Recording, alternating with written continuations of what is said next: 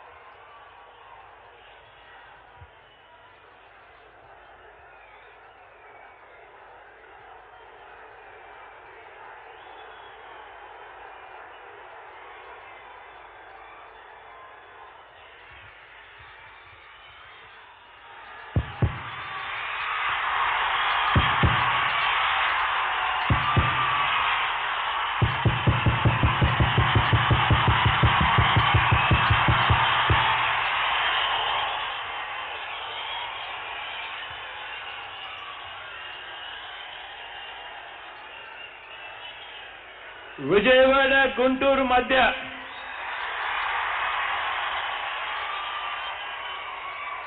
ఈ రోజున ఒక మహా సముద్రం కనిపిస్తా ఉంది.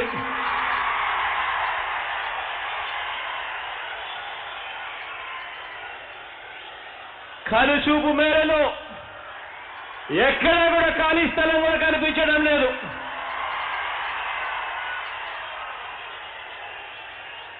వర్షం పడతా ఉంది గత 2 గంటల నుంచి. అయినా కూడా ఏ ఒక్కరూ కూడా చెక్కు చెదరలేరు. అచంచల విశ్వాసంతో, చిక్కటి చిరునవ్వులతో ఆప్యాయతలు చూపిస్తా ఉన్నారు, అనురాగాన్ని పంచిపెడతా ఉన్నారు. ఇది పార్టీ కార్యకర్తలు, అభిమానుల ఒక మహా సముద్రం ఈరోజు కనిపిస్తా ఉంది ఇక్కడ.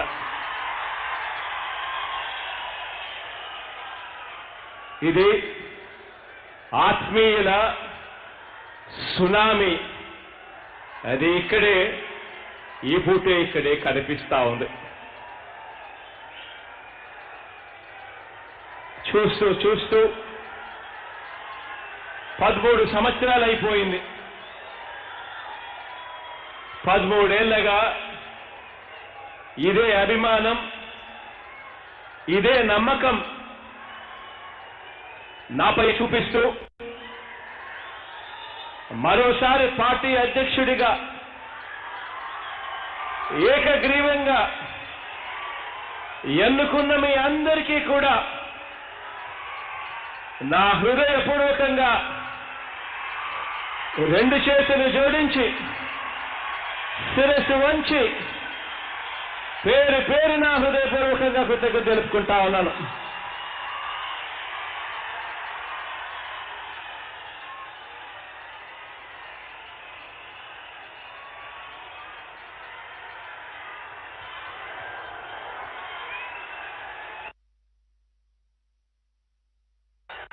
ఈరోజు ఇక్కడున్న వారంతా కూడా దశాబ్దం పాటు కష్టాలను భరించి, అవమానాలను సహించి, త్యాగాలు చేసిన సైన్యం ఈరోజు ఇక్కడ ఉంది. మన పార్టీ భావాల్ని, విధానాల్ని, బాధ్యతల్ని ఎంతో అభిమానంతో మీ భుజాల మీద మోస్తున్న కార్యకర్తలు, నాయకులు, అభిమానులు, ఈ మహా సైన్యానికి నిండు మనసుతో సెల్యూట్ చేస్తా ఉన్నాను ఈరోజు ఇక్కడ.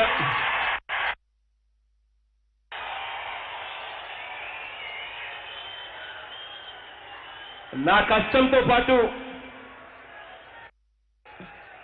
మీ త్యాగాలు, శ్రమ,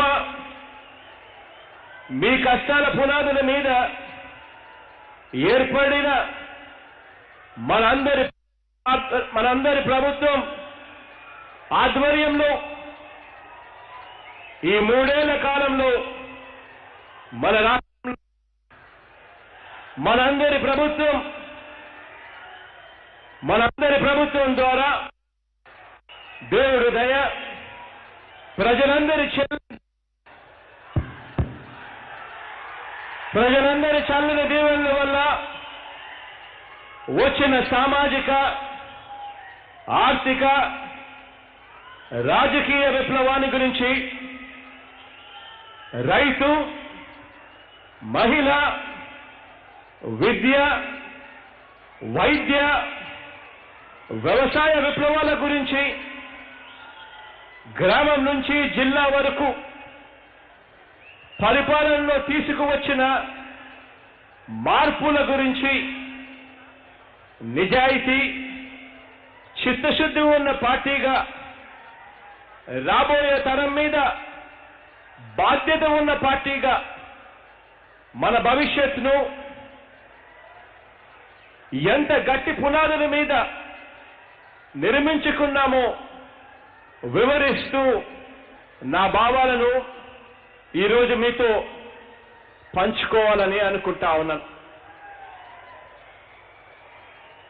ఈ 13 ఏళ్ల మన ప్రయాణాన్ని క్లుప్తంగా ఒక్కసారి గుర్తుకు తెచ్చుకుంటే 2009 సెప్టెంబర్ 2వ తారీఖున నాన్నగారు ఆ దివంగత నేత మన ప్రియతమ నాయకుడు రాజశేఖర్ రెడ్డి గారు నాన్నగారు అనూహ్యంగా మరణించడం, ఆయన మరణంతో ఇక తమకు దిక్కెవరన్న భావన, ఇక బతకలేమన్న భావనతో ఉమ్మడి ఆంధ్ర రాష్ట్రంలో దాదాపుగా 700 మంది పైగా మరణించడం కూడా జరిగింది. ఆ మరణించిన వారి కుటుంబ సభ్యులను, ఆ కుటుంబాలను పరామర్శించడానికి కూడా వీల్లేదన్న పార్టీని ఎదిరించినందుకు అప్పట్లో టీడీపీ కాంగ్రెస్ 2 కలిసి నా మీద కేసులు వేశాయి. దేశంలో శక్తివంతమైన వ్యవస్థలన్నీ కూడా నా మీదకి ఉసగొలిపారు, అన్యాయమైన ఆరోపణలు చేశారు, అరెస్టులు సైతం చేయించడానికి వెనకడుగు వేయలేదు. జగన్ ఆ రోజు ఓదార్పు యాత్ర మానుకుంటే ఆ కేసులే ఉండేవే కాదు. అలాంటి బెదిరింపులకు జగన్ లొంగే వ్యక్తి అయితే ఈరోజు మీ జగన్ మీ సమక్షంలో మీ ముందు ఈరోజు ఇలా ఉండేవాడే కాదు.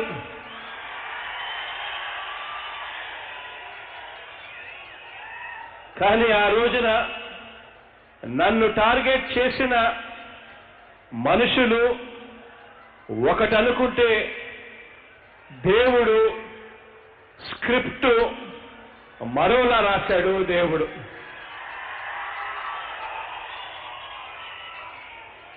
మరి ఈ రోజున ఆ పార్టీల పరిస్థితి, ఆ అన్యాయం చేసిన ఆ పార్టీల పరిస్థితి ఏమిటి,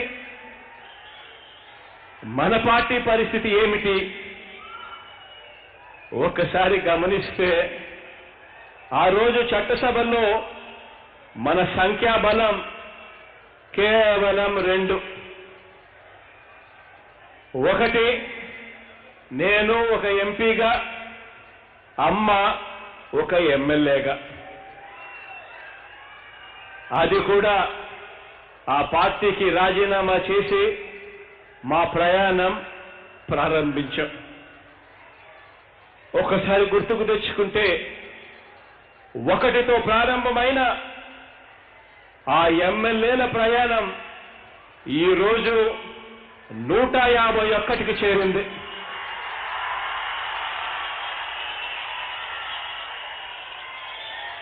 ఒకటితో ప్రారంభమైన ఆ ఎంపీల ప్రయాణం ఈరోజు 22కు చేరింది లోక్సభలోనే.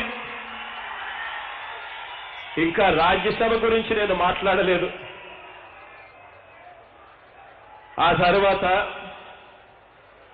ఎన్నికల్లో మనకు అన్యాయంగా అరెస్ట్ అయిన తర్వాత అరెస్ట్ చేయించిన ఆ పార్టీకి ఈ రాష్ట్రంలో నామరూపాలు కూడా లేకుండా చేశాడు దేవుడు. మీరు ప్రజలందరి చల్లని దీవెనలు, దేవుడి దయతో, మీ అందరి అండదండలతో మాత్రమే అది సాధ్యమైంది. ఆ తర్వాత ఎన్నికల్లో 45% ఓట్లు వచ్చి కేవలం 1% ఓటు తేడాతో, అంటే 2014లో 45% ఓట్లు వచ్చి కేవలం 1% ఓటు తేడాతో శాసనసభలో ప్రతిపక్షంలో కూర్చోవాల్సి వచ్చింది. 67కు మన బలం పరిమితమయ్యాం. 9 మంది ఎంపీలను గెలుచుకున్న వారిలో 2014లో అప్పుడు కూడా మళ్ళీ కుట్రలే, అప్పుడు కూడా మళ్ళీ కుటుంతరలే. జగన్కు గాలి ఆడనివ్వకూడదు, జగన్కు ఊపిరాడనివ్వకూడదు అని మళ్ళీ కుట్రలే. 67 మంది ఎమ్మెల్యేలలో 23 మంది ఎమ్మెల్యేలను సంతలో పశువులు మాదిరిగా కొన్నారు. 9 మంది ఎంపీలలో 3 ఎంపీలను సంతలో పశువులు మాదిరిగానే కొన్నారు. పార్టీ నిర్వీర్యమైపోవాలి, జగన్ కలపడకుండా పోవాలి అని కుయుక్తులు, కుతంత్రాలు చేశారు. కానీ దేవుడు మరోలా స్క్రిప్ట్ రాశాడు. 2019 ఎన్నికలు వచ్చాయి. 2019 ఎన్నికలు వచ్చిన తర్వాత అప్పుడు మన దగ్గర నుంచి అన్యాయంగా ఏ పార్టీ అయితే 23 మంది ఎమ్మెల్యేలను 3 ఎంపీలను ఏ పార్టీ అయితే అన్యాయంగా మన దగ్గర నుంచి కొనుగోలు చేసిందో, తీసుకుందో, అదే పార్టీకి మళ్ళీ 2019లో వచ్చింది మళ్ళీ కేవలం అవే 23 స్థానాలు ఎమ్మెల్యేలు, అవే 3 స్థానాలు ఎంపీలు. దేవుడు స్క్రిప్ట్ రాస్తే గొప్పగా రాస్తాడు. నిజంగా అది కూడా మే 23వ తారీఖున ఎన్నికల రిజల్ట్స్. ఎప్పటికైనా కూడా మంచే గెలుస్తుంది అన్నదానికి ఇదే నిదర్శనం. ఎన్నికలైపోయాయి. దేవుడి దయతో, ప్రజలందరి చల్లని దీవెనలతో, మీ అందరి అండదండలతో ఈ 3 ఏళ్లలో మన ప్రభుత్వం కొనసాగుతా ఉంది. ఎన్నికలైపోయిన తర్వాత మొట్టమొదటి రోజున ప్రమాణ స్వీకారం చేసే రోజున ఏదైతే చెప్పామో, ఎన్నికలకు ముందు మేనిఫెస్టోలో ఏదైతే చెప్పామో అవన్నీ కూడా తూచా తప్పకుండా ప్రతిరోజు అడుగులు వేస్తానే ఉన్నాము నెరవేర్చడం కోసం. ఈ 3 ఏళ్లలో నా ఫోకస్ గత ప్రభుత్వం మాదిరి, గత చంద్రబాబు నాయుడు గారి మాదిరిగా ఎమ్మెల్యేలను కొనాలని, వాళ్ళ పార్టీని నిర్వీర్యం చేయాలి అని అటువంటి దిక్కుమాలిన ఆలోచనలు ఎప్పుడూ నేను చేయలేదు. ఈ 3 ఏళ్లలో నా ఫోకస్ వాళ్ళ మాదిరిగా ప్రతిపక్షం మీద పెట్టలేదు. టీడీపీ ఎమ్మెల్యేలను ఎలా లాగాలని, ఎలా కొనాలని నేను ఏనాడు కూడా ప్రయత్నం చేయలేదు. నా ఫోకస్ అంతా ప్రజలకు ఎంత మంచి చేస్తాం, ఎలాంటి పాలన అందించగలుగుతామన్న ఒకే ఒక్క అంశం మీదనే నా ఫోకస్ మొత్తం పెట్టడం జరిగింది.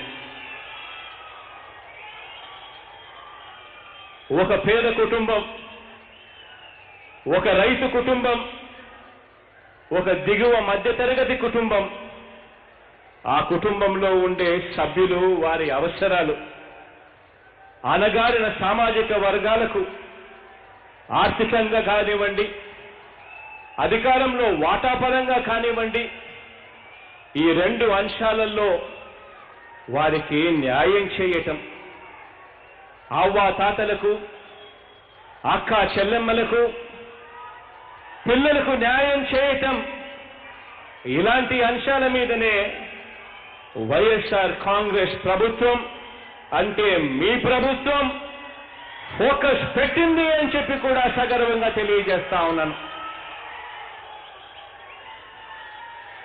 నా 3648 కిలోమీటర్ల పాదయాత్ర, అందులో నేను చూశాను, నేను విన్నాను, నేను ఉన్నాను అని ఏవైతే మాటలు చెప్పానో ఆ చెప్పిన ప్రతి మాట కూడా అమలు చేసేందుకే ఈ 3 ఏళ్లలో దృష్టి పెట్టడం జరిగింది. ఎన్నికల్లో గెలవటం మాత్రమే కాదు, ఇచ్చిన మాట నిలబెట్టుకుని ప్రజల్లో, వారి గుండెల్లో చెరగని స్థానం సంపాదించుకోవాలి అని చెప్పి ఆరాటపడ్డాం.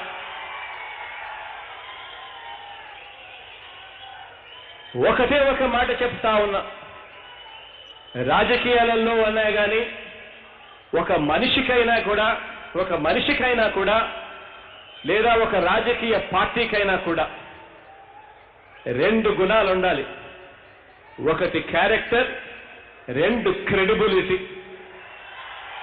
ఈ 2 మనిషినైనా నడిపిస్తుంది, నాయకుడినైనా నడిపిస్తాయి, పార్టీనైనా నడిపిస్తేటివి 2 గుణాలే అని చెప్పి ఈ సందర్భంగా సగర్వంగా తెలియజేస్తా ఉన్నాను.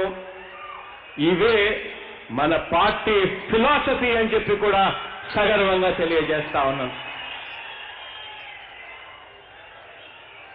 అధికారంలోకి వచ్చిన 3 నెలల్లోనే వాలంటీర్ల వ్యవస్థకు శ్రీకారం చుడితే 5 నెలల్లోనే గ్రామ, వార్డు సచివాలయాలను ప్రారంభించాం.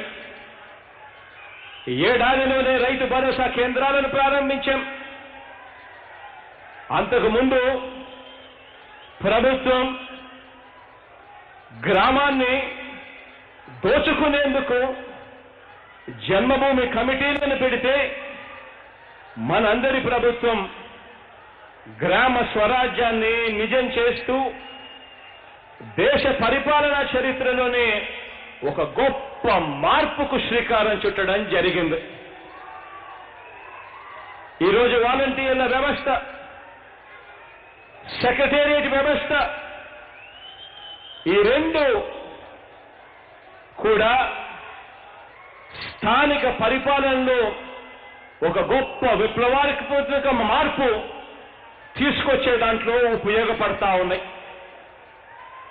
పాలనను మరింత పారదర్శకంగా, మరింత మెరుగ్గా అందించేందుకు, పాలనను సూపర్వైజ్ చేసేందుకు, పాలనను పర్యవేక్షించేందుకు జిల్లాల పునర్విభజన, మరిన్ని రెవెన్యూ డివిజన్లు, మరిన్ని పోలీస్ డివిజన్లు ఏర్పాటు కూడా చేయడం జరిగింది.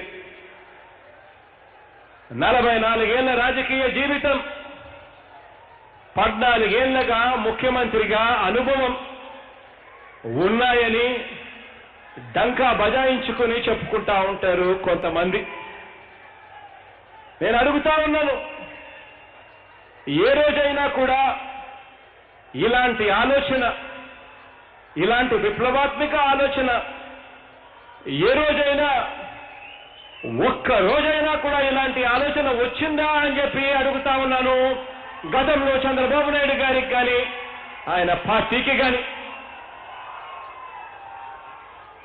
ఎందుకంటే ప్రజల కష్టాల గురించి, వారి బాగోగుల గురించి అర్థం చేసుకుని ఆలోచించే చిప్పు మైండ్లోనూ గుండెలోనూ ఉండాలి. ఈ మధ్యకాలంలోనే చంద్రబాబు నాయుడు గారు ఒక రింగును చూపించి ఆ రింగులో చిప్ ఉంది అని చెప్తా ఉన్నారు.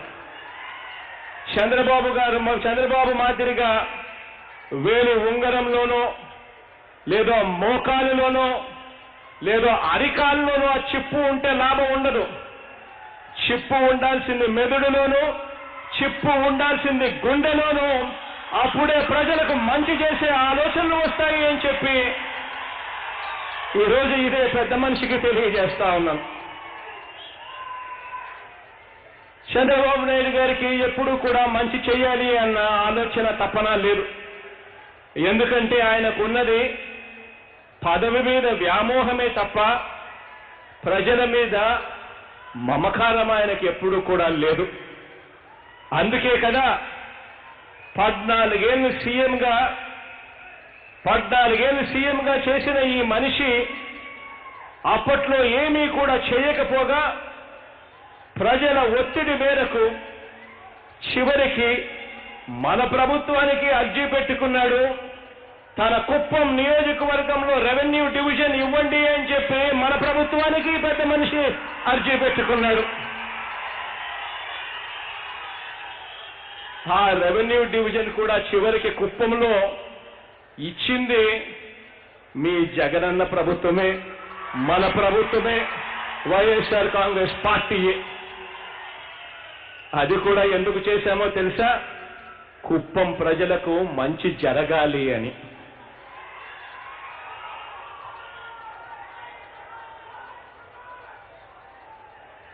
ఒక్కసారి ఆలోచన చేయమని అడుగుతా ఉన్నా. ఎందుకు ఈ పరిస్థితి వచ్చింది? ఆ పార్టీకి మన పార్టీకి తేడా ఏమిటి? వారికి రాజకీయం అంటే ప్రజలతో వ్యాపారం చేయడమే. రాజకీయం, వారి దృష్టిలో రాజకీయం అనంటే ప్రజలకు మంచి చేయడం కాదు, ప్రజల దగ్గర నుంచి ఎలా దోచుకోవాలి, ఆ దోచుకున్న సొమ్మును ఎలా పంచుకోవాలి.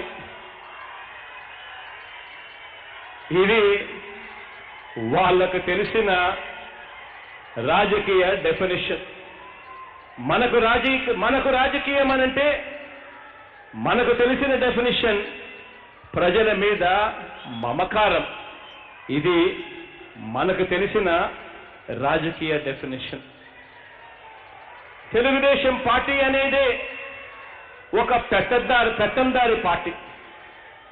ఒకసారి గమనించమని అడుగుతా ఉన్నా. అక్కడ పాలకుల తీరు, అక్కడ వాళ్ళతో పాటు కలిసి ఉన్న మనుషుల తీరు ఒక్కసారి ఆలోచన చేయమని అడుగుతా ఉన్నా. తెలుగుదేశం పార్టీ అనేది ఒక పెత్తందారి పార్టీ. అది పెత్తందారుల చేత, పెత్తందారుల వల్ల, పెత్తందారుల కోసం నడుస్తా ఉన్న పార్టీ ఈరోజు తెలుగుదేశం పార్టీ చంద్రబాబు నాయుడు గారి హయాంలో. దాని భావజాలంలోనే ఏ కోశాన కూడా మానవత్వం, హృదయం, పేదల పట్ల మమకారం అన్నవై ఎక్కడా కూడా కనిపించవు. చంద్రబాబు గారి పార్టీ చరిత్ర అడుగడుగునా కూడా ఒకటే నిరూపిస్తుంది. అదేమిటి అనంటే వెన్నుపోట్లు. అది తమ పార్టీ స్థాపకుడు ఎన్టీ రామారావునైనా సరే, లేక ఎన్నికలప్పుడు ఓట్ల కోసం ప్రజలను ఉపయోగించే ప్రజలనైనా సరే, ఆయన పార్టీ సిద్ధాంతం వెన్నుపోట్లే. చరిత్ర ఇదే చెబుతుంది. పేదల గుండెల చప్పుడుగా మన పార్టీ పరిపాలన ఈరోజు సాగిస్తా ఉంది. తేడా గమనించండి, వాళ్లకు మనకు. కాబట్టి ఇప్పుడు మన రాష్ట్రంలో ఈరోజు ఒక యుద్ధం జరుగుతా ఉంది. ఇది రెండు సిద్ధాంతాల మధ్య ఈరోజు యుద్ధం జరుగుతా ఉంది. రెండు భావాల మధ్య ఈరోజు యుద్ధం జరుగుతా ఉంది. ఈ యుద్ధంలో పేదలు, దిగువ మధ్యతరగతి వర్గాలకు న్యాయం చేయాలి, అండగా నిలవాలి అని మనం ఆ పేదలకు, ఆ దిగువ మధ్యతరగతి పేదలకు, ఆ వర్గాలకు వారికి న్యాయం చేయడానికి వీల్లేదని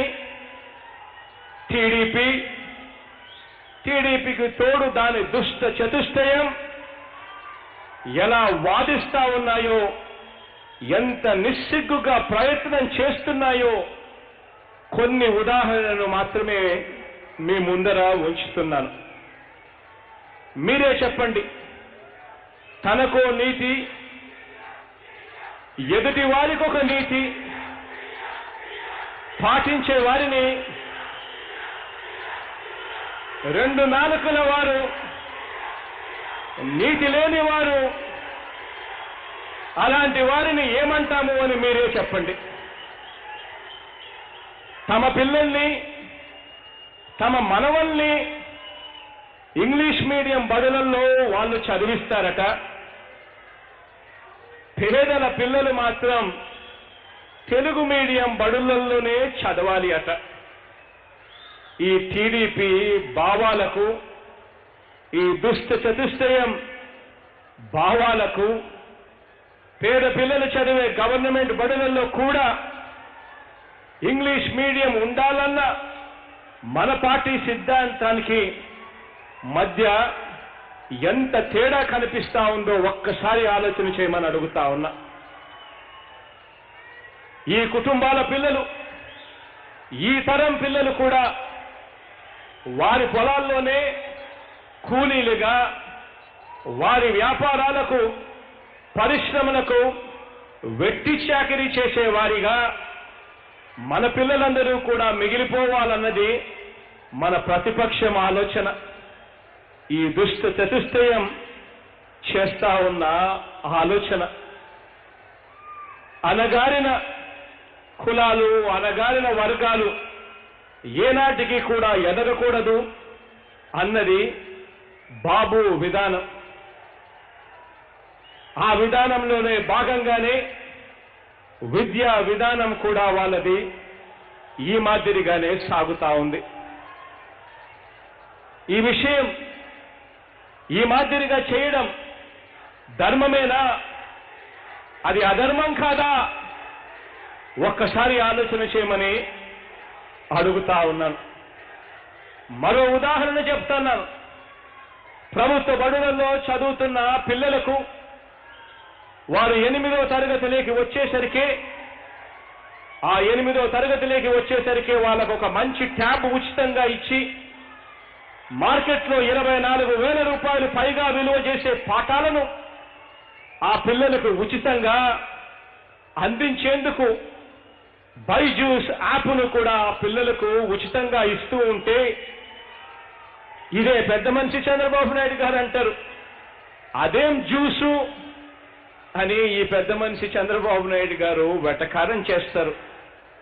ఇలాంటి వ్యాఖ్యలను చేస్తా ఉన్నా, ఇలాంటి ఉద్దేశాలు ఉన్న ఇటువంటి చంద్రబాబు నాయుడు గారిని ఒక్కసారి చూడండి.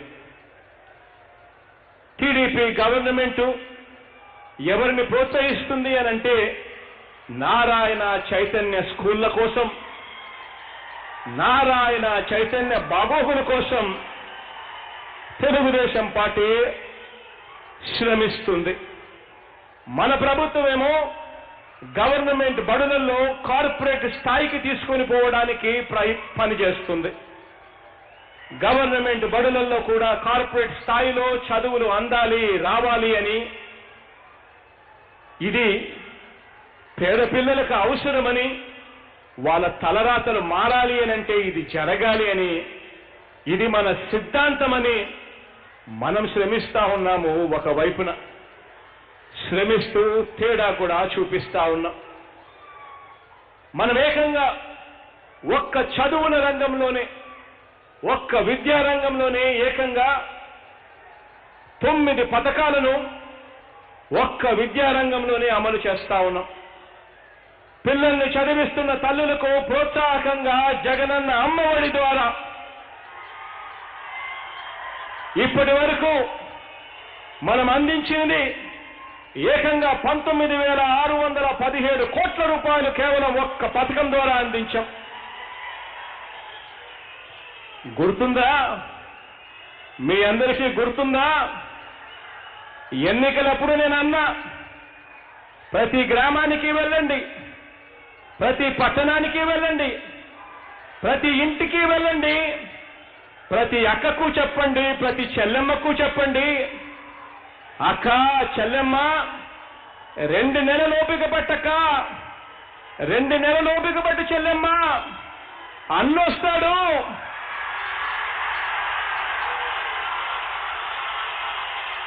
మన పిల్లల్ని కేవలం బడికి పంపిస్తే చాలు, అమ్మఒడి అనే పథకాన్ని ఇస్తాడు. సంవత్సరానికి 15,000 రూపాయలు మన చేతుల్లో పెడతాడక్క అని చెప్పి. గుర్తుందా? ఎన్నికలప్పుడు మీ అన్న మీతో అన్న మాట మీకు గుర్తుందా? ఈరోజు ఎన్నికలు అయిపోయాయి, 3వ సంవత్సరం దాటింది. అక్షరాల అక్క చెల్లెమ్మలకు కేవలం ఈ ఒక్క అమ్మఒడి పథకం ద్వారానే 19,617 కోట్ల రూపాయల అక్క చెల్లెమ్మల చేతుల్లో పెట్టడం జరిగింది.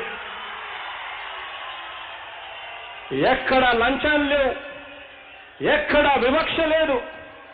కేవలం బటన్ నొక్కుతున్నాం, 44 లక్షల మంది అక్క చెల్లెమ్మల ఖాతాల్లోకి నేరుగా డబ్బులు పోతా ఉన్నాయి.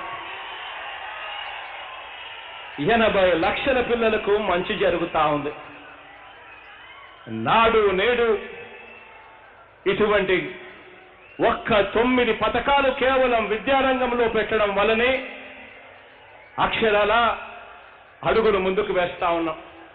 నాడు నేడు అన్న పథకం గురించి నేను చెప్పలేదు, కానీ నాడు నేడు అన్న పథకం అక్షరాల మంచి చేస్తుంది అని నమ్మి 56,703 గవర్నమెంట్ బడుల మీద, ఆ గవర్నమెంట్ బడుల రూపురేఖలు మార్చడం కోసం అక్షరాల 16,352 కోట్ల రూపాయలు ఖర్చు చేస్తా ఉన్నాం. కేవలం మన పిల్లలు వెళ్ళే మన బడులు బాగుండాలి, మన పిల్లలు గొప్పగా చదవాలి, ఆ చదువులతో వాళ్ళ తలరాతలు మారాలి అని తాపత్రయంతో చేస్తా ఉన్నాం. ఈ 3 ఏళ్లలో విద్యా రంగంలో వివిధ పథకాల మీద పిల్లల నుంచి, విద్యారంగం మీద, పిల్లల చదువుల కోసం మనం ఖర్చు చేసింది అక్షరాల 52,000 కోట్ల రూపాయలు ఇవాళ ఖర్చు చేస్తా ఉన్నాము, చేశాము అని చెప్పి కూడా సగర్వంగా తెలియజేస్తా ఉన్నాం. గవర్నమెంట్ బడుల గురించి టీడీపీ ఒక్కసారి ఆలోచన చేయమని అడుగుతా ఉన్నా.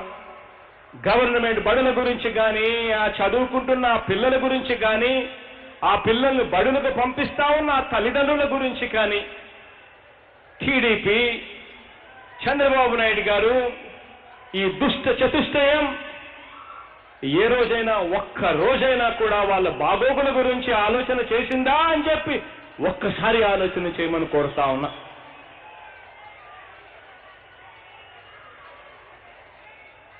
ఈ మాదిరిగా చేయడం చేస్తా ఉన్న మనం ధర్మం వైపున ఉన్నాం, అధర్మం వైపున వాళ్ళున్నారు. మరో విషయం చూడండి. తాను సీఎంగా ఉండగా 2014 నుంచి 19 మధ్య, అంటే గత ప్రభుత్వంలో చంద్రబాబు నాయుడు గారి హయాంలో ఆ 5 ఏళ్ల పాలనలో ఆరోగ్యశ్రీని నీర్జుగార్చడమే కాకుండా ప్రభుత్వ హాస్పిటల్స్ అన్ని కూడా పట్టించుకున్న పాపాన పోలేదు. ఆ హాస్పిటల్స్ లేకి వెళ్ళాలి అనంటే ఆరోగ్యశ్రీ పేషెంట్లు భయపడే పరిస్థితి. నెట్వర్క్ హాస్పిటల్స్ కు నెలల తరబడి బిల్లులు పెండింగ్. గవర్నమెంట్ హాస్పిటళ్లలో డాక్టర్లు ఉండరు, వసతులు ఉండవు. ఆపరేషన్ చేయాలి అనంటే సెల్ ఫోన్ లైట్లతో ఆపరేషన్ చేస్తా ఉన్న రోజులు. ఎలుకలు కొరికి పిల్లలు హాస్పిటల్లో పిల్లలను ఎలుకలు సైతం కొరుకుతా ఉన్న సన్నివేశాలు ఆ రోజులు గుర్తుకు తెచ్చుకోండి. 108, 104 ఇటువంటి వాహనాల సంగతి అయితే సరి పట్టించుకున్న పాపాన ఎవరు పోల. తేడా గమనించమని అడుగుతా ఉన్నా. మరో వంక ఈ 3 సంవత్సరాలలో మొత్తంగా గవర్నమెంట్ హాస్పిటల్స్ అన్ని కూడా నాడు నేడుతో పూర్తిగా కూడా రూపురేఖలు మారుస్తా ఉన్నాం. ఏకంగా 16 ప్రభుత్వ మెడికల్ కాలేజీలను ఈరోజు కట్టడం జరుగుతా ఉంది. ఆరోగ్యశ్రీ పరిధిని ఏకంగా 1000 రోగాల నుంచి 2466 రోగాలకు ప్రొసీజర్లకు పెంచడం జరిగింది.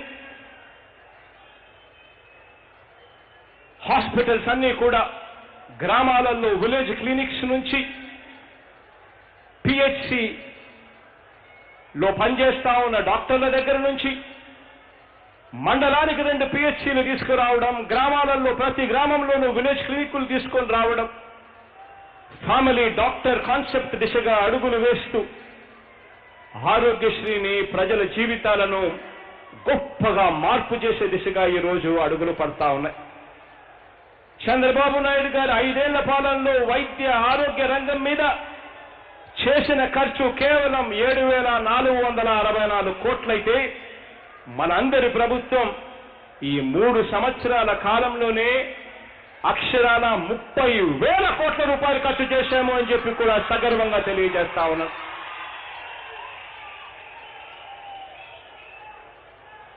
మరి పేదల్ని బతికించే విషయంలో ఏ పార్టీ ఏ మాదిరిగా పనిచేసింది అన్నది ఒక్కసారి గమనించమని అడుగుతా ఉన్నా. తేడా చూడమని అడుగుతా ఉన్నా. గతంలో చంద్రబాబు నాయుడు గారి పరిపాలన, అప్పట్లో తాను వాగ్దానం చేసిన చంద్రబాబు నాయుడు గారు వాగ్దానం చేసిన మేనిఫెస్టోను గొప్పగా చూపించుకుంటారు. ఎన్నికలప్పుడు దాన్ని ప్రదర్శిస్తారు. ఎన్నికలప్పుడు దాన్ని చూపించి ఓట్లు అడుగుతారు. ఓట్లు అడిగిన తర్వాత గతంలో చంద్రబాబు నాయుడు గారి హయాంలో అటువంటి మేనిఫెస్టో పరిస్థితి ఏమిటో తెలుసా? చెత్తబుట్టలో వేయడం. అటువంటి మేనిఫెస్టో పరిస్థితి ఏమిటో తెలుసా? వాళ్ళ వెబ్సైట్స్ లో కూడా అది కనిపించకుండా తీసేయడం. ఏకంగా 650 వాగ్దానాలు చేసి కేవలం 10% కూడా వాగ్దానాలు అమలు చేయని అద్భుతమైన పరిస్థితిలో చంద్రబాబు నాయుడు గారు ఉంటే 3 ఏళ్ల తర్వాత మన ప్రభుత్వం వచ్చి ఇప్పటికి 3 ఏళ్ళు అవుతా ఉంది. 3 ఏళ్ల తర్వాత ఇంటింటికి వెళ్ళి, ప్రతి అక్క దగ్గరికి వెళ్ళి, ప్రతి చెల్లెమ్మ దగ్గరికి వెళ్ళి, ప్రతి అన్న దగ్గరికి వెళ్ళి, ప్రతి తమ్ముడి దగ్గరికి వెళ్ళి, ప్రతి రైతన్న దగ్గరికి వెళ్ళి, ప్రతి అవ్వ తాత దగ్గరికి వెళ్ళి, ఇదిగో అక్క, ఇదిగో చెల్లెమ్మ, ఇదిగో మా పార్టీ మేనిఫెస్టో, ఎన్నికలప్పుడు చెప్పిన మాటలు అక్షరాల ఈ 3 సంవత్సరాలలో 95% వాగ్దానాలు అమలు చేశాం. ఇదిగో అక్క, ఆ మేనిఫెస్టో చూడక్క, అవునా కాదా అన్నది నువ్వే చెప్పక్క అని చెప్పి ప్రతి అక్కకు ప్రతి చెల్లెమ్మకు ఈరోజు మేనిఫెస్టో చూపించి 3 సంవత్సరాల తర్వాత మన ప్రజాప్రతినిధులు ఈరోజు గడప గడపకు వెళ్తా ఉన్నారు. ప్రతి అక్కకు ప్రతి చెల్లెమ్మకు చెప్తా ఉన్నారు, అక్క మీకు ప్రభుత్వ పథకాలు అందితేనే, మీకు జగనన్న న్యాయం చేశాడని మీరు నమ్మితేనే, మేనిఫెస్టోలో చెప్పింది జగనన్న చేశాడు అని చెప్పి నీకు నమ్మకం కలిగితేనే వచ్చే ఎన్నికల్లో మీరు ఆశీర్వదించండి జగనన్నను, వచ్చే ఎన్నికల్లో జగనన్నకు తోడుగా ఉండండి అని చెప్పి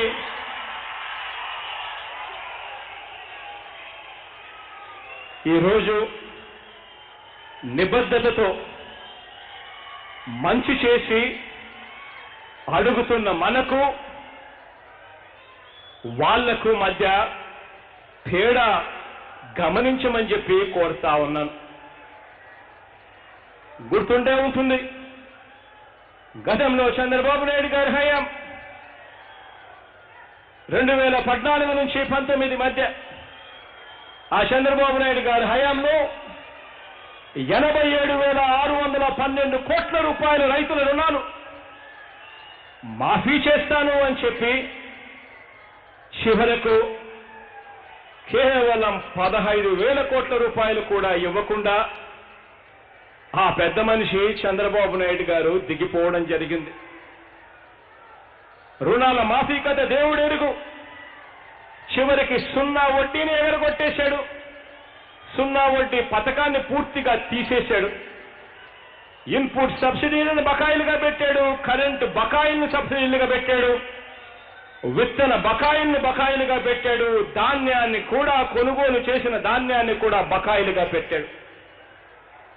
చివరకు బీమా ఇలా అన్నీ కూడా బకాయిలుగా ఎగ్గొట్టిన ఆ చంద్రబాబు గారి ప్రభుత్వం ఒక్కసారి గమనించండి తేడా. అప్పట్లో ఎన్నికలప్పుడు మీకు గుర్తు ఉందా? గుర్తు ఉండే ఉంది.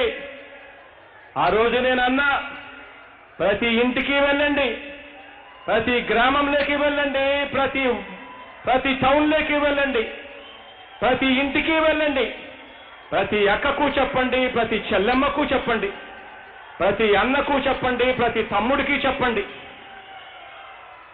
అన్నా 2 నెలలు ఓపిక పట్టన్నా, జగనన్న వస్తున్నాడు, జగనన్న వస్తాడు, వచ్చి రైతు భరోసా కింద సంవత్సరానికి 13,500 రూపాయలు మీ చేతుల్లో పెడతాడన్నా అని చెప్పి ప్రతి రైతన్నకు వెళ్ళి చెప్పండి అని చెప్పి చెప్పడం జరిగింది. గుర్తుందా?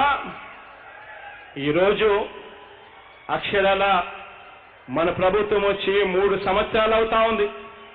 ఈ 3 సంవత్సరాలలో కేవలం ఒక్క రైతు భరోసా అన్న ఒకే ఒక్క పథకం మీద అక్షరాల 23,875 కోట్ల రూపాయలు కేవలం వైఎస్ఆర్ రైతు భరోసా పిఎం కిసాన్ పథకం మీద పెట్టాం. దాదాపుగా 50 లక్షల పైచిలుకు రైతన్న కుటుంబాలకు మేలు జరిగిస్తూ అడుగులు పడ్డాయి.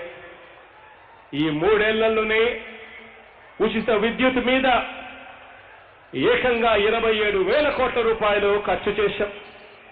రైతన్నలకు పగటిపూట 9 గంటలు ఉచిత విద్యుత్ ఇవ్వడం కోసం పంటల బీమాగా ఇచ్చింది మరో 6,684 కోట్ల రూపాయలు. ధాన్యం కొనుగోలు మీద 45,000 కోట్ల రూపాయలు ఖర్చు. ఇతర పంటల కొనుగోలు మీద మరో 7,000 కోట్ల రూపాయలు ఖర్చు. గత ప్రభుత్వ కరెంటు బకాయిలు కూడా 9,000 కోట్ల రూపాయలు కూడా మన ప్రభుత్వమే చెల్లించడానికి మన భుజాన వేసుకున్నాం. గత ప్రభుత్వ విత్తన బకాయిలు 385 కోట్ల రూపాయలు. గత ప్రభుత్వం ధాన్యం సేకరించిన బకాయిలు 960 కోట్ల రూపాయలు. ఇవన్నీ కూడా మన ప్రభుత్వమే, మన వైఎస్ఆర్ కాంగ్రెస్ ప్రభుత్వమే, మీ జగనన్న ప్రభుత్వమే, మీ ప్రభుత్వమే చిరునవ్వుతో కట్టింది అని చెప్పి కూడా సగర్వంగా తెలియజేస్తా ఉన్నాను. ఈ సందర్భంగా రైతును గుండెల్లో పెట్టుకున్న ప్రభుత్వం కాబట్టి ఎప్పుడూ జరగని విధంగా గ్రామ స్థాయిలోనే ఆర్బీకేలను స్థాపించాం. రైతన్నను చెయ్యి పట్టుకుని పంట వేసే విత్తనం దగ్గర నుంచి పంట కొనుగోలు వరకు ప్రతి అడుగులోనూ రైతన్నకు సూచనలు, సలహాలు ఇస్తూ తోడుగా నిలబడే కార్యక్రమం చేస్తా ఉన్నాం.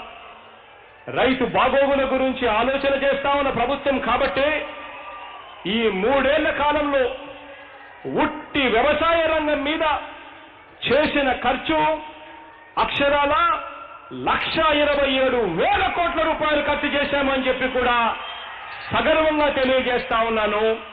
రైతు పక్షపాత ప్రభుత్వంగా అని చెప్పి కూడా ఈరోజు మీ అందరికీ కూడా సగర్వంగా మీ బిడ్డగా, మీ అన్నగా, మీ తమ్ముడిగా ఈరోజు తెలియజేస్తా ఉన్నాను. రైతు సంక్షేమం మీద మీ అందరికీ కూడా గుర్తుండే ఉంటుంది. పక్కనే వెస్ట్ గోదావరి జిల్లాలో పామాయిల్ రైతులు పక్కన తెలంగాణలో మెరుగైన రేట్లు వస్తాయి. 10 కిలోమీటర్ల దూరంలో ఉన్న తెలంగాణలో ఇక్కడికి వచ్చేసరికి రేట్లు ఉండవు.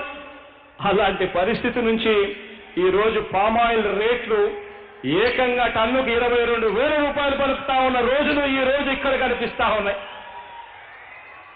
తేడా గమనించమని అడుగుతా ఉన్నా ప్రతి ఒక్కరిని కూడా.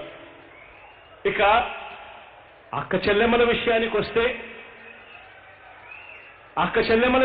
వస్తే ఈ 3 ఏళ్ల పాలనలో ఒక్క జగనన్న అమ్మఒడి పథకం ద్వారా 44,49,000 మంది తల్లులకు మేలు చేస్తూ 19,617 కోట్ల రూపాయలు ఇస్తే వైఎస్ఆర్ ఆసరా ద్వారా, గుర్తుందా వైఎస్ఆర్ ఆసరా చెప్పినప్పుడు ఎన్నికలప్పుడు నేను అన్న మాటలు గుర్తున్నాయా?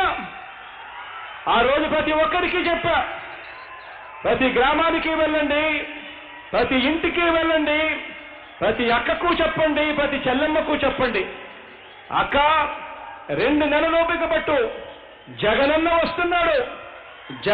వస్తాడు, వచ్చి మీ పొదుపు సంఘాల్లో ఉన్న రుణాలన్నీ కూడా 4 దఫాల్లో వరుసగా 4 దఫాల్లో మొత్తం కూడా జగనన్నే మీ బ్యాంకు ఖాతాల్లో వేస్తాడు అని చెప్పిన మాటలు గుర్తున్నాయా?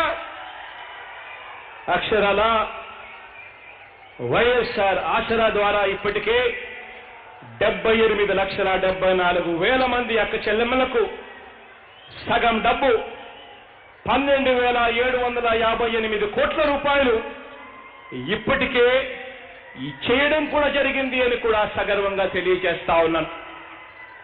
వైఎస్ఆర్ చేయుత ద్వారా 25 లక్షల అక్క చెల్లెమ్మలకు అందించిన సొమ్ము 9,180 కోట్ల రూపాయలు.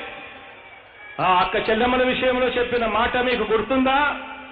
ప్రతి అక్కకు చెప్పమన్నా, అక్క 2 నెలల ఓపిక పట్టు, మీ తమ్ముడు ముఖ్యమంత్రి అవుతాడు. మీ తమ్ముడు ముఖ్యమంత్రి అయిన తర్వాత 45 సంవత్సరాల నుంచి 60 సంవత్సరాల మధ్య వయసులో ఉన్న ప్రతి అక్కకు సంవత్సరానికి 18,750 రూపాయలు చొప్పున 4 దఫాల్లో 75,000 రూపాయలు ఇస్తాడు మీ తమ్ముడు అని చెప్పి ప్రతి అక్కకు చెప్పిన మాటలు గుర్తున్నాయా? ఈరోజు చెప్పిన మాట ప్రకారం ఆ అక్క చెల్లెమ్మలకు ఇప్పటికే 9,180 కోట్ల రూపాయలు, అంటే ప్రతి అక్కకు కూడా 18,750 ఇంటూ 2 అంటే దాదాపుగా 37,500 రూపాయలు ఇప్పటికీ అక్కల చెల్లెమ్మల చేతుల్లో పెట్టడం జరిగింది. తేడా గమనించమని అడుగుతా ఉన్నా. ఇళ్ల నిర్మాణం అక్క చెల్లెమ్మల పేరుతోనే ఇంటి పత్రాలను ఇస్తా ఉన్నాం. అక్క చెల్లెమ్మలకే రిజిస్ట్రేషన్ చేసి ఇచ్చే కార్యక్రమం జరుగుతా ఉంది. ఇళ్ల నిర్మాణం ఏకంగా 31 లక్షల ఇంటి పట్టాలు ప్రతి అక్కను లక్షాధికారిని చేయాలి అని తాపత్రయంతో, ప్రతి చెల్లెమ్మను లక్షాధికారిని చేయాలి అని తాపత్రయంతో ఆ అక్కలకు తమ్ముడు, ఆ చెల్లెమ్మలకు అన్న, మీ అందరికీ మీ వాడిగా గర్వంగా సగర్వంగా తెలియజేస్తా ఉన్నాను. అక్షరాల 31 లక్షల ఇళ్ల పట్టాలు ప్రతి అక్క పేరుతోనూ ప్రతి చెల్లెమ్మ పేరుతోనూ రిజిస్ట్రేషన్ చేయించాం. ఇప్పటికే దాదాపుగా 21 లక్షల ఇళ్ల నిర్మాణాలు వేగంగా కూడా జరుగుతా ఉన్నాయి. ఈ ఇళ్ల నిర్మాణాలన్నీ కూడా పూర్తవుతే ప్రతి అక్కకు ప్రతి చెల్లెమ్మకు కనీసం అంటే ప్రతి ఇంటికి లెక్కేసుకున్నా కూడా ఒక్కొక్క ఇంటికి కనీసం 5 లక్షల నుంచి 10 లక్షల రూపాయలు ప్రతి అక్క ప్రతి చెల్లమ్మ చేతుల్లో నేరుగా పెట్టినట్టు అవుతుంది. ఈ ఇల్లు పూర్తవుతే అక్షరాల 2-3 లక్షల కోట్ల రూపాయలు ప్రతి అక్కకు ప్రతి చెల్లెమ్మ చేతుల్లోకి పెడతా ఉన్నాం. అక్క చెల్లెమ్మలకు తోడుగా ఉండేందుకు దిశ చట్టాన్ని తీసుకొచ్చాం. ఏ అక్క ఏ చెల్లెమ్మైనా కూడా ఆపదలో ఉంటే చాలు, ఈరోజు 1,20,00,000 మంది అక్క చెల్లెమ్మలు వాళ్ళ ఫోన్లలో ఈ యాప్ను డౌన్లోడ్ చేసుకున్నారు. ఏ అక్క ఏ చెల్లెమ్మ కూడా బయటికి పోయినప్పుడు ఆపదలో ఉన్నప్పుడు 5 సార్లు వాళ్ళ ఫోన్లో ఇలా షేక్ చేసినా సరే, లేదా SOS బటన్ నొక్కినా సరే 10 నిమిషాల్లోనే పోలీసులు వస్తా ఉన్నారు. ఆ అక్క చెల్లెమ్మలకు ఈ లోపనే ఫోన్ చేసి అక్క బాగుండావా ఏమైంది అని పోలీసులు అడుగుతా ఉన్నారు. దిశ యాప్ తీసుకురావడం, దిశ పోలీస్ స్టేషన్లు ఏర్పాటు చేయడం, పబ్లిక్ ప్రాసిక్యూటర్లు అదే పనిగా దిశ కోసం సపరేట్గా పెట్టడం, ప్రతి 2,000 జనాభాకు గ్రామ సచివాలయం, ఆ సచివాలయంలో ఒక మహిళా పోలీస్ అక్కడే ఉండేట్టుగా నియామకం చేయడం, ఇవన్నీ కూడా చంద్రబాబు గారి పాలనలో, గత పాలనలో కనీసం ఎక్కడైనా చూశామా అని చెప్పి ఒక్కసారి ఆలోచన చేయమని అడుగుతా ఉన్నాను, గమనించమని అడుగుతా ఉన్నాను. ఏ రోజు కూడా తోడుగా అక్క చెల్లెమ్మలకు నిలబడాలని చిత్తశుద్ధి ఏ రోజు చంద్రబాబు నాయుడు గారి హయాంలో చూడలేదు. పైపెచ్చు పొదుపు సంఘాల్లో ఉన్న అక్క చెల్లెమ్మలు 14,205 కోట్ల రూపాయలు పొదుపు సంఘాల రుణాలన్నీ కూడా మొదటి సంతకంతో మాఫీ చేస్తాను అని చెప్పి ఎగ్గొట్టిన పాపానికి మాఫీ కథ దేవుడెరుగు, చివరికి 0 వడ్డీ పథకాన్ని కూడా రద్దు చేసిన పాపానికి ఆ అక్క చెల్లెమ్మలు ఏ గ్రేడు బి గ్రేడ్లో ఉన్న సంఘాలన్నీ సి గ్రేడు డి గ్రేడ్లకు పోయాయి. ఆ తర్వాత చాలా సంఘాలు NPAలకు కూడా దిగజారిపోయిన పరిస్థితి కూడా మన కళ్ళ ఎదుటనే మనం చూశాం. మరి మహిళా సాధికారతకు, వారి ఆర్థిక రాజకీయ సామాజిక సాధికారతకు, విద్యా సాధికారతకు, రక్షణకు నిండు మనసుతో సహకరిస్తున్న పార్టీ ఏది అని చెప్పి ఒక్కసారి ఆలోచన చేయమని చెప్పి అడుగుతా ఉన్నాను. మనకు వాళ్లకు మధ్య తేడా ఏమిటి? వాళ్లకు తోడుగా నిలబడింది ఎవరు? వాళ్ళను నిండా ముంచేసింది ఎవరు అని చెప్పి తేడా గమనించమని చెప్పి అడుగుతా ఉన్నాను ప్రతి ఒక్కరిని. ఇక సామాజిక న్యాయం విషయం, ఈ టాపిక్ గురించి మాట్లాడాలి. చంద్రబాబు సిద్ధాంతం వేరు. సామాజిక న్యాయము అంటే చంద్రబాబు నాయుడు గారి దృష్టిలో ఏమిటో తెలుసా? ఎన్నికలప్పుడు వీళ్ళను వాడుకోవడం, ఆ తర్వాత వదిలేయడం. ఇది చంద్రబాబు నాయుడు గారి సిద్ధాంతం. మన సిద్ధాంతానికి చంద్రబాబు నాయుడు గారి సిద్ధాంతానికి తేడా చూడండి. మన హయాంలో, మన ప్రభుత్వం రాగానే మన తొలి క్యాబినెట్లో కానీ, రెండో మంత్రివర్గంలో కానీ 5 చొప్పున ఉప ముఖ్యమంత్రులుంటే అందులో 4 ఎస్సీలు, ఎస్టీలు, బీసీలు, మైనారిటీలే అని చెప్పి సగర్వంగా తెలియజేస్తా ఉన్నా. శాసనసభ స్పీకర్గా ఈరోజు బీసీనే ఉన్నారు. తమ్మినేని సీతారామన్న కాసేపటి కిందట మాట్లాడారు. ఈరోజు రాష్ట్ర శాసనసభ స్పీకర్గా ఒక బీసీ కనిపిస్తా ఉన్నాడు. శాసన మండలి చైర్మన్గా ఈరోజు మోసేనన్న ఎస్సీ కనిపిస్తాడు అక్కడ. శాసన మండలి డిప్యూటీ చైర్మన్గా ఈరోజు నా సోదరి మైనారిటీ మహిళ కనిపిస్తుంది అక్కడ. మండలిలో మన పార్టీకి చెందిన 32 మందిని మనం మండలిలో నియమించాల్సి వస్తే 18 మంది ఎమ్మెల్సీలు ఎస్సీలు, ఎస్టీలు, బీసీలు, మైనారిటీలు అని చెప్పడానికి గర్వపడతా ఉన్నా. మనం అధికారంలోకి వచ్చిన తర్వాత ఇచ్చిన రాజ్యసభ సభ్యులు 8 మంది అయితే 8 మందిలో 4 బీసీలే అని చెప్పి కూడా సగర్వంగా ఈరోజు తెలియజేస్తా ఉన్నాను. నామినేటెడ్ పోస్టులు కాంట్రాక్టులలో 50% ఎస్సీలు, ఎస్టీలు, బీసీలు, మైనారిటీలకే ఇవ్వాలి. ఏకంగా చట్టం చేశాం. అందులో సగం మళ్ళీ మహిళలకే ఇవ్వాలని రాజ్యాధికారంలో కూడా వారు న్యాయబద్ధమైన వాటా వాళ్ళకు ఉండాలి అని చెప్పి ఎలాంటి ఉద్యమాలు లేకుండా, ఎలాంటి విప్లవాలు లేకుండా మనసుతో వాళ్లకు మంచి చేయాలి అని చెప్పి ఆరాటంతో అడుగులు ముందుకు మనం వేశాం. తొలిసారిగా శాశ్వత బీసీ కమిషన్ ఏర్పాటు చేశాం. బీసీలకు ప్రత్యేకంగా 56 కార్పొరేషన్లు ఏర్పాటు చేసిన మొట్టమొదటి ప్రభుత్వం మనది అని చెప్పి కూడా సగర్వంగా తెలియజేస్తా ఉన్నాను. అక్షరాల నేరుగా వివక్ష లేకుండా, లంచాలకు తావు లేకుండా నేరుగా బటన్ నొక్కి ప్రతి అక్క, ప్రతి చెల్లెమ్మకు, ప్రతి పేదవాడి పేద కుటుంబానికి మంచి జరిగించేందుకు నేరుగా బటన్ నొక్కి ట్రాన్స్ఫర్ చేసింది ఎంతో తెలుసా? అక్షరాల 1,63,000 కోట్ల రూపాయలు నేరుగా అక్క చెల్లెమ్మలకు, పేదల కుటుంబాలకు ట్రాన్స్ఫర్ చేశారు. ఇందులో దాదాపు 80% నా ఎస్సీలు, నా ఎస్టీలు, నా బీసీలు, నా మైనారిటీ అక్క చెల్లెమ్మలు అని చెప్పి సగర్వంగా ఈరోజు తెలియజేస్తా ఉన్నాను. తేడా గమనించమని అడుగుతా ఉన్నాను. అప్పుడు కూడా ఇదే బడ్జెట్, అప్పుడు కూడా ఒక ముఖ్యమంత్రి, అప్పుడు ఇదే బడ్జెట్, అప్పుడు ముఖ్యమంత్రి చంద్రబాబు, ఇప్పుడు ఇదే బడ్జెట్, ముఖ్యమంత్రి మీ అన్న జగన్. మరి అప్పుడు వాళ్ళు ఎందుకు చేయలేకపోయారు? ఇప్పుడు మీ అన్న జగన్ ఎలా చేయగలుగుతా ఉన్నాడు అని ఒక్కసారి ఆలోచన చేయమని అడుగుతా ఉన్నా.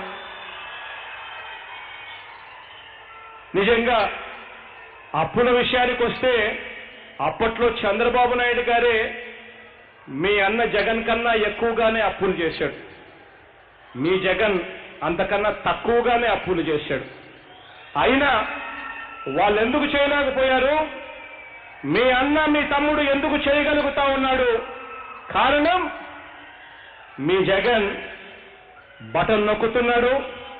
ఎక్కడ లంచాలు లేవు, ఎక్కడ వివక్ష లేదు. నేరుగా అక్క చెల్లెమ్మల అకౌంట్లలోకి డబ్బులు పోతా ఉన్నాయి. అదే ఆ పెద్ద మనిషి చంద్రబాబు నాయుడు గారి హయాంలో బటన్లు లేవు, నొక్కేది లేదు. డబ్బులు నేరుగా దోచుకో, పంచుకో. ఇంత ఈనాడుకు, ఇంత ఆంధ్రజ్యోతికి, ఇంత టీవీ5కి, ఇంత తన దత్తపుత్రుడికి, ఇక మిగిలిందంతా తనకు. తేడా గమనించండి అని అడుగుతా ఉన్నా. గజ దొంగల ముఠాకు ఈరోజు మంచి పరిపాలనకు మధ్య తేడా ఒక్కసారి గమనించమని కోరుతా ఉన్నా. ఇదే బాబు హయాంలో సామాజిక న్యాయం అంటే ఏమన్నారో తెలుసా? సామాజిక న్యాయం అంటే బాబు గారి హయాంలో ఎస్సీల కులాలలో ఎవరైనా పుట్టాలని అనుకుంటారా అని అవహేళన చేసిన రోజులు చంద్రబాబు గారి హయాంలో. బీసీల తోకలు కత్తిరిస్తా అని అపహాస్యం చేసిన రోజులు చంద్రబాబు నాయుడు గారి హయాంలో. ఎస్టీలకు, మైనారిటీలకు కనీసం ఒక్క మంత్రి పదవి కూడా ఇచ్చిన పాపాన పోలేదు అప్పట్లో చంద్రబాబు నాయుడు గారి హయాంలో. కనీసం ట్రైబల్ అడ్వైజరీ కమిటీ అనే రాజ్యాంగబద్ధ సంస్థను ఏర్పాటు కూడా కనీసం చెయ్యని హయాం ఆ పెద్ద మనిషి చంద్రబాబు నాయుడు గారి హయాంలో. ఈరోజు అందుకు భిన్నంగా ఈ వర్గాలకు ఉప ముఖ్యమంత్రి పదవులతో పాటు ఏఎంసీలు, ఆలయ బోర్డుల్లో కూడా 50% రిజర్వేషన్లు కల్పించి మొత్తం మంత్రిమండలిలో ఏకంగా 70% పదవులు వీళ్ళకే ఇచ్చి మన ప్రభుత్వానికి వాళ్ళ ప్రభుత్వానికి మధ్య తేడా గమనించమని కోరుతా ఉన్నా. ఇవాళ జరుగుతా ఉన్న ఈ యుద్ధంలో ధర్మం ఎవరి వైపున ఉంది, అధర్మం ఎవరి వైపున ఉంది, న్యాయం ఎవరి వైపున ఉంది, అన్యాయం ఎవరి వైపున ఉంది అన్నది ఆలోచన చేయమని కోరుతా ఉన్నా. పేదలకు 31 లక్షల ఇళ్ల స్థలాలు ప్రతి అక్కకు ప్రతి చెల్లెమ్మను ఆదుకునేందుకు తోడుగా నిలబడేందుకు మన ప్రభుత్వం ఇస్తా ఉంటే దాన్ని అడ్డుకునేందుకు రకరకాలుగా కోర్టుల్లో కేసులు వేశారు.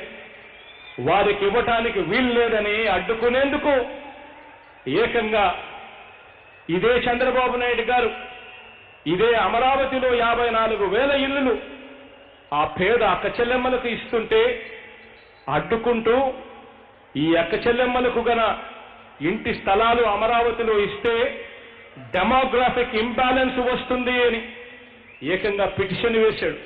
అంటే సామాజిక సమతౌల్యం దెబ్బతింటుంది అని ఏకంగా నిస్సిగ్గుగా కోర్టులోకి వెళ్లి కేసులు వేసిన చరిత్ర ఈ పెద్ద మనిషి చంద్రబాబు నాయుడు గారికి. వారికి 31 లక్షల ఇళ్ల స్థలాలతో పాటు ఆ అక్క చెల్లెమ్మలందరికీ కూడా ఇల్లు కట్టించే కార్యక్రమం ఒక బృహత్తర యజ్ఞంగా ఈరోజు మీ అన్న ప్రభుత్వం, మీ తమ్ముడి ప్రభుత్వం, మీ ప్రభుత్వం ఈరోజు చేస్తా ఉంది అని చెప్పి కూడా సగర్వంగా తెలియజేస్తా ఉన్నా. ఎన్ని అడ్డంకులు వచ్చినా కూడా ఈ అడుగులు ముందుకే పడతాయని కూడా భరోసా ఇస్తూ రాష్ట్రంలో 3 ప్రాంతాలున్నాయి. 3 ప్రాంతాల ప్రజలకు కూడా ఆత్మగౌరవం ఉంది. మరోసారి మన రాష్ట్రంలో ఎలాంటి ఉద్యమాలు కూడా రాకుండా, అన్యాయం జరిగిందన్న వాదనలకు అవకాశం ఎప్పుడూ కూడా ఇవ్వకుండా 3 ప్రాంతాలకు కూడా మంచి చేస్తూ న్యాయం చేస్తూ 3 రాజధానులు ఇస్తాము అనంటే అందులో అమరావతిలో కూడా శాసన రాజధానిగా కొనసాగిస్తాము అనంటే ఇదే టీడీపీ కేవలం బాబు అండ్ కో దుష్ట చతుష్టయం వీళ్ళు కొన్న బినామీ భూముల రేట్ల కోసం అడ్డుపడతా ఉన్నారు ఈ రోజుకి కూడా. ఇది వారికి తెలిసిన ప్రాంతాల న్యాయం. ఇది రియల్ ఎస్టేట్ వ్యాపారంలో వాళ్ళకు తెలిసిన ప్రాంతాల న్యాయం. రాష్ట్రంలో గత 75 సంవత్సరాలలో మీకు తెలుసా, రాష్ట్రంలో గత 75 సంవత్సరాలలో కేవలం 2 జిల్లాలు మాత్రమే అదనంగా ఏర్పడితే ఇప్పుడు మనందరి ప్రభుత్వం వచ్చిన తర్వాత మరో 13 జిల్లాలు ఏర్పాటు చేసి ఏకంగా 26 జిల్లాలు ఏర్పాటు చేసి అందులో ఒక జిల్లాకు మన రాజ్యాంగ నిర్మాత దళిత శిఖరం అంబేద్కర్ గారి పేరు పెట్టినందుకు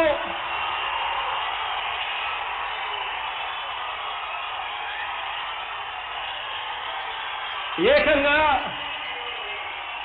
ఒక ఎస్సీ మంత్రి ఇంటిని, మన బీసీ ఎమ్మెల్యే ఇంటిని తగలబెట్టించిన దుర్మార్గం ఎవరిది? ఈ పెద్ద మనిషి చంద్రబాబు నాయుడు గారిది. ఆయన దత్తపుత్రుడు మరొకడిది. కేవలం చేసిందల్లా ఆ జిల్లాకు ముందర అంబేద్కర్ గారి పేరు పెట్టడం. అదే తప్పైపోయినట్టుగా ఏకంగా ఒక ఎస్సీ మంత్రి ఇంటిని తగలబెట్టడం, ఒక బీసీ ఎమ్మెల్యే ఇంటిని తగలబెట్టడం కూడా చేస్తా ఉంటే నిజంగా ఇది న్యాయమేనా, వీళ్ళు మనుషులేనా అని చెప్పి ఒక్కసారి ఆలోచన చేయమని చెప్పి అడుగుతా ఉన్నా. ఇంతగా మనం ప్రజల గురించి పట్టించుకున్నాం కాబట్టి, ఇంతగా రైతుకు న్యాయం చేశాం కాబట్టి, ఇంతగా సామాజిక న్యాయాన్ని అనుసరించాం కాబట్టి, ఇంతగా ఆర్థిక న్యాయాన్ని కులమతాలకు, ప్రాంతాలకు, వర్గాలకు అతీతంగా పాటించాం కాబట్టి, ఇంతగా మహిళా సాధికారతకు బాటలు వేశాం కాబట్టి, ఇంతగా విద్య, వైద్య, వ్యవసాయ రంగంలో విప్లవాత్మక మార్పులు త్రికరణ శుద్ధితో తీసుకొచ్చాం కాబట్టి, ఇంతగా అర్హులైన ప్రతి అక్కచెల్లెమ్మకు సాచ్యురేషన్ పద్ధతిలో అందరికీ కూడా ఇళ్ల పట్టాలు ఇచ్చాము కాబట్టి, ఆ ఇళ్ల పట్టాలు ఇచ్చిన వాటిలో ఇళ్ల నిర్మాణానికి కూడా శ్రీకారం చుట్టాము కాబట్టి, మొత్తంగా నవరత్నాలు అమలు కానివ్వండి, ప్రభుత్వ పథకాలు అమలు కానివ్వండి, నిండు మనసుతో మీ అన్న, మీ ప్రభుత్వం చేసింది కాబట్టి 2019లో మనకు ఓటు వేయని వారికి కూడా ఇలా పార్టీ కూడా చూడకుండా పథకాలన్నీ కూడా అర్హత ఆధారంగా అమలు చేశాము కాబట్టే ఈ 3 ఏళ్లలో జరిగిన ప్రతి ఒక్క ఎన్నికల్లో, మొత్తంగా సర్పంచ్ ఎన్నికలతో మొదలు పెడితే మండల పరిషత్, జిల్లా పరిషత్ ఎన్నికలు, మున్సిపాలిటీ ఎన్నికలు, బై ఎలక్షన్స్ ఎన్నికలు, ఇలా ఎన్నికలు ఏది తీసుకున్నా కూడా మొత్తంగా ఎన్నికలన్నింటిలో కూడా ఫ్యాను గిర్రున తిరిగితే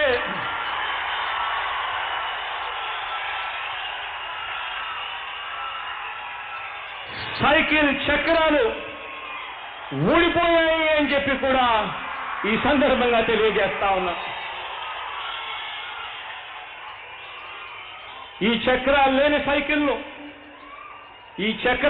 సైకిల్ను బాబు తాను తొక్కలేక, తన కొడుకుతో తొక్కించలేక దత్తపుత్రుణ్ణి అరువు తెచ్చుకున్నాడు. వీరు ఎన్ని కుయుక్తులు పన్నినా, దుష్ట చతుష్టయం ఎన్ని అబద్ధాలు చెప్పినా చివరికి దేవుడి దయతో మంచే గెలుస్తుంది. దేవుడి దయతో మొన్న 151 స్థానాలు, 2024లో 175 స్థానాలతో తిరిగి వస్తామని చెప్పి కూడా ఈ సందర్భంగా తెలియజేస్తా ఉన్నాను. మీ అన్నగా, మీ తమ్ముడిగా, మీ బిడ్డగా.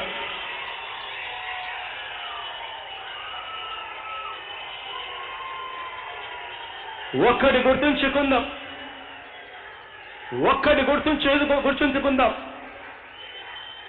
ఎల్లో పేపర్లు, ఎల్లో టీవీలు, ఎల్లో సోషల్ మీడియా వీళ్ళు రాసినంత మాత్రాన, వీళ్ళు చూపినంత మాత్రాన అబద్ధాలు నిజాలైపో. గట్టిగా మొరిగినంత మాత్రాన గ్రామ సింహాలైపో.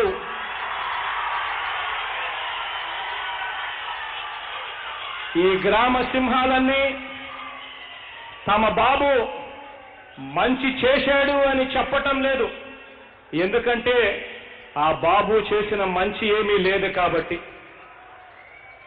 మనం ఇంటింటికి ఈ 3 ఏళ్లలోనే చేసిన మంచిని చూసి ఈ గ్రామ సింహాలు తట్టుకోలేక రోజు అరుస్తూ ఉన్నాయి. ఈ ఈనాడు, ఈ ఆంధ్రజ్యోతి, ఈ TV5 ఇవన్నీ ఏమి చెప్తున్నాయంటే, మనం బటన్ నొక్కి నేరుగా ప్రజలకు మంచి చేస్తుంటే వాళ్ళ బాబుకు డిపాజిట్లు కూడా దక్కవు అన్న భయంతో, దురుద్దేశంతో రాష్ట్రం శ్రీలంక అయిపోతుంది అని చెప్పి అరుస్తా ఉన్నాయి. నేను అడుగుతా ఉన్నా, బాబు గారి హయాంలో రాష్ట్రం ఏదైనా అమెరికా అయిందా అని అడుగుతా ఉన్నా.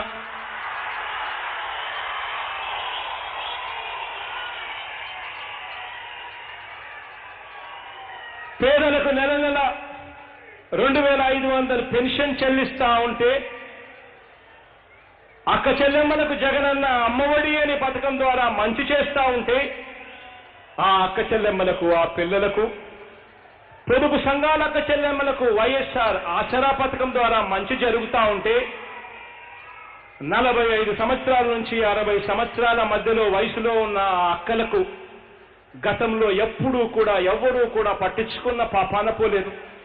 ఆ అక్క చెల్లెమ్మలకు వైఎస్ఆర్ చేయూత, కాపు నేస్తం, ఈబీసీ నేస్తం ఇస్తా ఉంటే, రైతన్నలకు మంచి చేస్తూ రైతు భరోసా, ఉచిత విద్యుత్, పేదలకు 31 లక్షల ఇళ్ల స్థలాలు, ఇళ్ల నిర్మాణం చేస్తా ఉంటే, ఇలాంటి పథకాలకు డబ్బు పుట్టటానికి వీల్లేదని వీళ్ళంతా కూడా ఒక్కటయ్యారు. సంక్షేమ పథకాలన్నీ కూడా ఆపేయాలని తెలుగుదేశం పార్టీ గజెట్ పేపర్ ఈనాడు ఇంతకు ముందే చెప్పేసింది, రాష్ట్రం శ్రీలంక అయిపోతుంది ఈ పథకాలన్నీ కొనసాగితే అని వక్రీకరణ చేస్తూ ఇంతకు ముందే చెప్పింది. మరో వంక ఇదే చంద్రబాబు 2 రోజుల క్రితం ఇదే విషయాన్ని మరోలా చెబుతూ అమ్మఒడి ఓ బూటకం, విద్యా దీవెన ఓ నాటకం అని వీటినన్నింటినీ కూడా ఎత్తివేసేదానికి అప్పుడే స్కెచ్లు కూడా గీస్తా ఉన్నారు.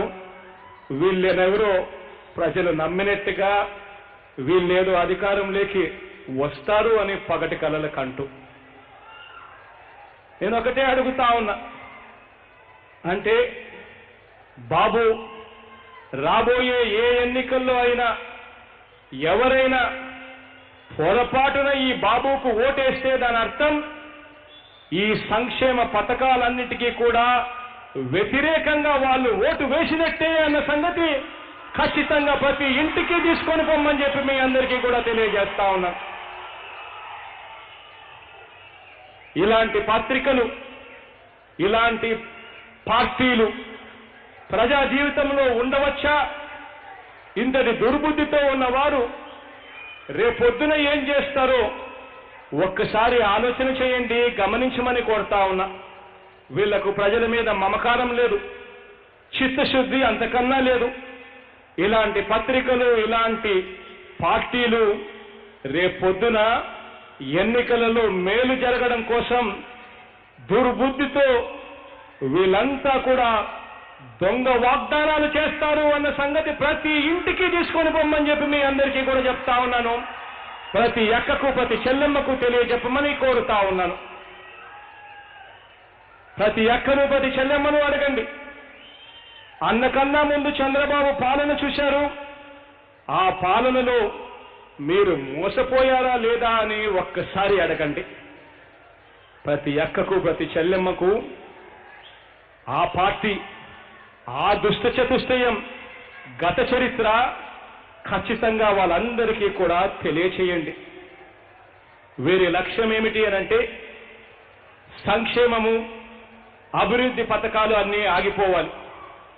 వారి బాబు మాత్రమే కుర్చీలో కూర్చోవాలి. సంక్షేమ పథకాలన్నీ కూడా పూర్తిగా ఆపేస్తే ఆ తర్వాత వాళ్ళ బాబు చంద్రన్న ఈనాడు కానుక, బాబు ఏబిఎన్ దీవెన, నారా టీవీ5 భరోసా, ఇలాంటి పథకాలు తీసుకొని వచ్చి దోచుకో, పంచుకో. ఇది జరుగుతుంది. ఈ దొంగల ముఠాతో తస్మా జాగ్రత్త అని చెప్పి ప్రతి అక్కకు చెప్పండి, ప్రతి చెల్లెమ్మకు చెప్పండి, ప్రతి అన్నకు చెప్పండి, ప్రతి తమ్ముడికి చెప్పండి. ఇలాంటి దుష్ట చతుష్టయం నుంచి ఇలాంటి గజ దొంగల ముఠా నుంచి మనందరి ప్రభుత్వాన్ని, ఈ అభివృద్ధి, ఈ సంక్షేమ పథకాలను చరిత్రలో ఎన్నడూ కూడా కని విని ఎరగని విధంగా మన రాష్ట్రంలో మాత్రమే అమలవుతా ఉన్న ఈ సామాజిక న్యాయాన్ని రక్షించుకుంటూ, అలాగే కొనసాగించుకుంటూ, ఈ దిశలో ఇటువంటి తరుణంలో మరిన్ని అడుగులు ముందుకు పడాలంటే మనందరి ప్రభుత్వాన్ని అడుగడుగునా కూడా కాపాడుకోవాల్సిన బాధ్యత మీది అని చెప్పి ఈ సందర్భంగా తెలియజేస్తా ఉన్నాను. కాపాడుకోవాల్సిన బాధ్యత ఆ ప్రతి సంక్షేమ పథకము, ఆ ప్రతి సంక్షేమ అభివృద్ధి పథకాలను, ఆ ఫలాలను అందుకుంటా ఉన్న ఆ ప్రతి కుటుంబానిది అని చెప్పి కూడా ఈ సందర్భంగా తెలియజేస్తా ఉన్నాను. మనకు ఈనాడు, ఆంధ్రజ్యోతి, టీవీ5, దత్తపుత్రుడు వీళ్ళెవరూ మనకు లేరు. మనకు అసత్యాలు ప్రచారం చేయడం అంతకన్నా రాదు. మనకు వెన్నుపోట్ల ద్వారా అధికారం తీసుకోవడం అంతకన్నా రాదు. ఆ చరిత్ర మనకు లేదు. మనకున్నది నిజాయితీ, మాటకు ప్రాణమిచ్చే గుణం, నిబద్ధతతో పనిచేసే ఆలోచనలు, ప్రజలకు మేలు చేయాలనే తపన. అందుకే ఈ నిజాయితీతోనే మన మేనిఫెస్టోలో చెప్పిన వాగ్దానాలు ఈ 3 సంవత్సరాలు కాకమునిపే 95% వాగ్దానాలన్నీ కూడా అమలు చేశాం. అయినా ఈ దుష్ట చతుష్టయం ప్రతిరోజు మన మీద అసత్యాలే ప్రచారం చేస్తా ఉంది. ఎన్నికలు దగ్గర పడే కొద్దీ ఈ అసత్యాల ప్రచారం ఇంకా ఎక్కువ అవుతుంది.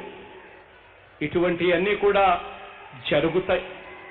ఇటువంటి పరిస్థితుల్లో నాకున్న గుండె ధైర్యం మీరే అని చెప్పి ఈ సందర్భంగా నేను సగర్వంగా తెలియజేస్తా ఉన్నా.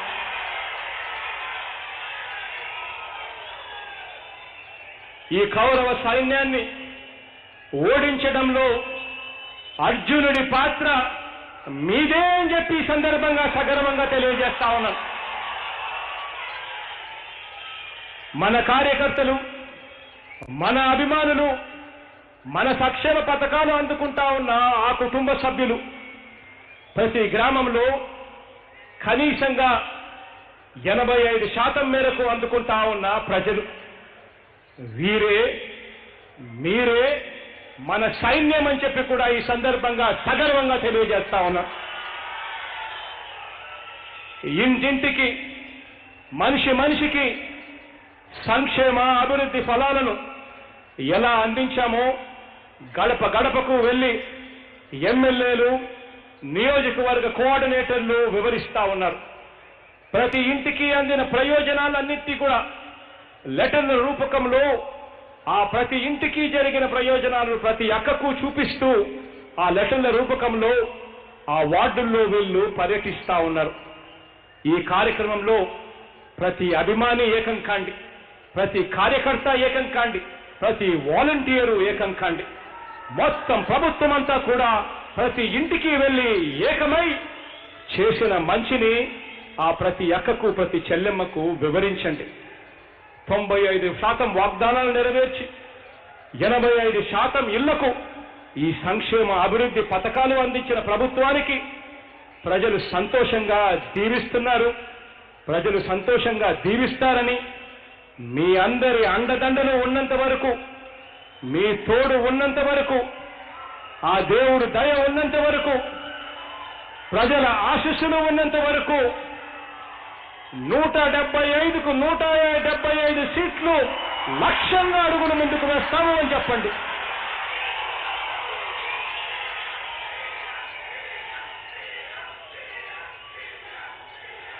నిజంగా ఇది అసాధ్యం కానే కాదు, ఇది సుసాధ్యం. కారణం ఏమిటో తెలుసా? మనం చేసిన మంచిని చంద్రబాబు నాయుడు గారి ఎమ్మెల్యేగా ఉన్న కుప్పం ప్రజలు కూడా గుర్తించారు, ఆమోదించారు. కాబట్టి కుప్పం మున్సిపాలిటీ క్లీన్ స్వీప్ చేశాం. కుప్పంలో ఎంపీటీసీలు క్లీన్ స్వీప్ చేశాం. కుప్పంలో జెడ్పీటీసీలు కూడా క్లీన్ స్వీప్ చేశాం. మనకు కుప్పంలో ఉన్న ప్రజలు కూడా మనల్ని దీవించారు కాబట్టి ఈరోజు జగన్, మీ జగన్, వైఎస్ఆర్ కాంగ్రెస్ పార్టీ, మీ పార్టీ 175కు 175 స్థానాలు గెలుచుకునే దిశగా అడుగులు వేస్తుంది అని చెప్పి కూడా సగర్వంగా చెప్పండి. ప్రతి అక్కకు చెప్పండి, మంచి చేసి మాత్రమే దీవెనలు అడుగుతున్నాము అని మనందరి ప్రభుత్వం ద్వారా జరిగిన మంచిని వివరిస్తూ దీవించమని చెప్పి అడగండి. ఇంతకు ముందు చంద్రబాబు పాలనలో ఇలాంటి పథకాలు మీకు ఏనాడైనా ఇచ్చాడా? ఇలా మీ అకౌంట్లలో ఇంతగా ఏ కరప్షన్ లేకుండా, ఏ వివక్ష లేకుండా ఇంత డబ్బులు ఏనాడైనా పడ్డాయా, వేశాడా అని అడగండి. ఇంటింటికి వెళ్ళి వారికి జరిగిన మంచిని వారికి వివరించి మన ప్రభుత్వాన్ని, మన పార్టీని సమర్థించాల్సిందిగా అర్థించండి. మంచి చేస్తున్న జగనన్న ప్రభుత్వానికి అండగా నిలబడదాము అని చెప్పి ప్రతి ఒక్కరిని కూడా అడగండి. గడప గడపకు జరుగుతా ఉన్న ఇదే సమయంలో, గడప గడప జరుగుతా ఉన్న ఇదే సమయంలో వార్డు, గ్రామ, మండల, నియోజకవర్గ బూత్ కమిటీలు కూడా మీకు ఇచ్చిన గడువులోగా పూర్తి చేసే కార్యక్రమం పూర్తి చేయండి. ఈ కార్యక్రమంలో సహకరించండి. అన్ని కమిటీలను కూడా త్వరితగతిన పూర్తి చేసి ఎన్నికలకు సన్నద్ధం కావండి. గడప గడపకు వెళ్ళినప్పుడు, ఈ ఇంటికి జరిగిన మేలును చెబుతున్నప్పుడు వారు ఏమైనా సమస్యలు చెబితే అవి వెంటనే పరిష్కరించేలా పార్టీ నాయకత్వంతో కోఆర్డినేట్ చేసుకుంటూ కార్యకర్తలు, అభిమానులు చొరవ చూపవలసిందిగా కోరుతా ఉన్నాను. బూత్ కమిటీ సభ్యులుగా, కార్యకర్తలుగా మీ ఎమ్మెల్యేలతో కలిసి మీ గ్రామంలో కొత్తగా వచ్చిన ఆర్బీకేలను చూపించండి, నాడు నేడు ఇంగ్లీష్ స్కూళ్లను చూపించండి, గ్రామంలో వచ్చిన విలేజ్ క్లినిక్లను చూపించండి, కడుతా ఉన్న గ్రంథాలయాలు, డిజిటల్ గ్రంథాలయాలు చూపించండి, కడతా ఉన్న గ్రామ వార్డు సచివాలయాలను చూపించండి, మారుతున్న మన గ్రామాన్ని చూపించండి. మీ గ్రామంలో వారితో కలిసి వాళ్లకు వివరించండి, ఇవన్నీ ఇంతకు ముందు మన గ్రామంలో ఉన్నాయా అని ఒక్కసారి అడగండి. అలాగే బూత్ కమిటీల్లో కూడా సామాజిక న్యాయానికి ప్రాధాన్యం ఇవ్వండి. మన పార్టీలో 50% బూత్ కమిటీలు ఎస్సీలు, ఎస్టీలు, బీసీలు, మైనారిటీలు ఉండేట్టుగా చర్యలు తీసుకోండి. అందులో 50% నా అక్క చెల్లెమ్మనే ఉండేట్టుగా కూడా బాధ్యత తీసుకోండి.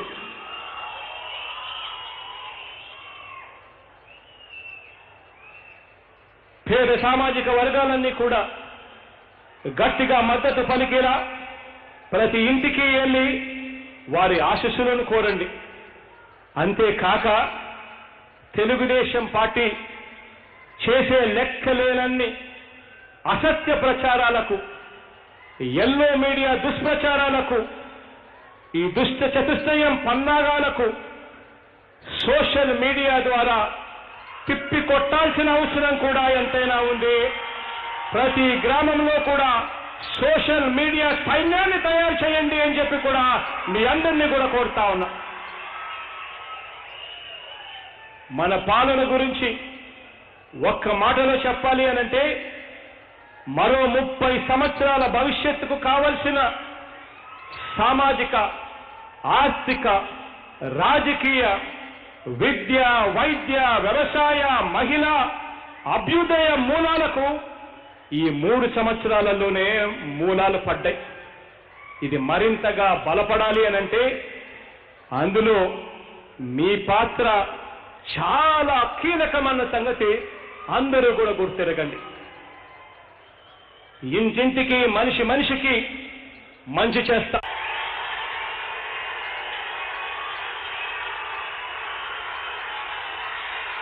మీ తోడు, మీ అండ,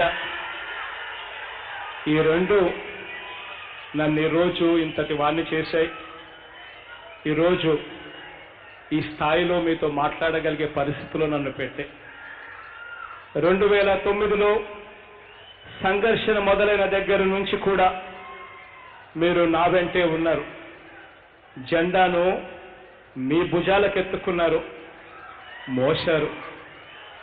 అన్నగా ఆప్యాయత చూపించారు, తమ్ముడుగా తోడుగా నిలబడ్డారు, బిడ్డగా దీవించారు. 2019లో పార్టీకి చారిత్రాత్మక విజయం సాధించి పెట్టడంతో పాటు ఆ తర్వాత జరిగిన ప్రతి ఎన్నికల్లోనూ కూడా దుష్ట చతుష్టయం చెవులు చిల్లులు పడేలా వైఎస్ఆర్సీపీ విజయ డంక మోగించింది అనంటే అందుకు కారణం దేవుడి దయ, ప్రజల ఆశీస్సులతో పాటు లక్షల మంది కార్యకర్తల అవిశ్రాంత కృషి అని చెప్పి కూడా సగర్వంగా తెలియజేస్తా ఉన్నాను. ఈ రోజున దేశ చరిత్రలో మన పార్టీ ఒక బలమైన ముద్ర వేయగలిగిందంటే కారణం మూల స్తంభాలుగా మీరుండబట్టే. ఈ సందర్భంగా ఒక్క మాట చెప్పదలుచుకున్నా. మనం అధికారంలోకి వచ్చిన 3 ఏళ్లలో రాష్ట్రాన్ని గాడిలో పెట్టడానికి, ఉజ్వల భవిష్యత్తును నిర్మించడానికి నేను పూర్తి స్థాయిలో దృష్టి పెట్టాను అనంటే కారణం క్షేత్ర స్థాయిలో మీరున్నారు అన్న ధీమానే నన్ను నడిపించింది అని చెప్పి కూడా ఈ సందర్భంగా సగర్వంగా తెలియజేస్తా ఉన్నాను. అలాంటి కార్యకర్తలకు ఈరోజు నేను ఒక్కటే చెప్తా ఉన్నా, ఈ పార్టీ మీది.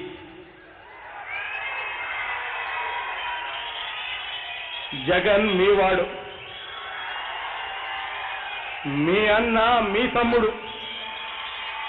ఈ పార్టీ మీది, మనందరిది అన్నది ఎప్పుడూ కూడా గుర్తు పెట్టుకోమని కోరుతా ఉన్నా. ప్రతి వైఎస్ఆర్ కార్యకర్త కూడా నావాడు. జగన్ అనే నేను ఈరోజు చెప్తా ఉన్నా,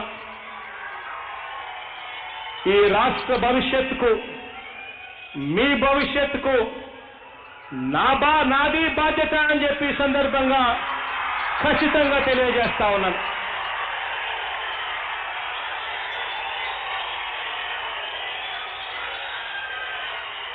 మీ కష్టాల్లో, మీ సుఖాల్లో పార్టీ ఎల్లప్పుడూ కూడా మీకు తోడుగా ఉంటుందని ఈ సందర్భంగా మీ అందరికీ కూడా తెలియజేస్తా ఉన్నాను. ఇవాళ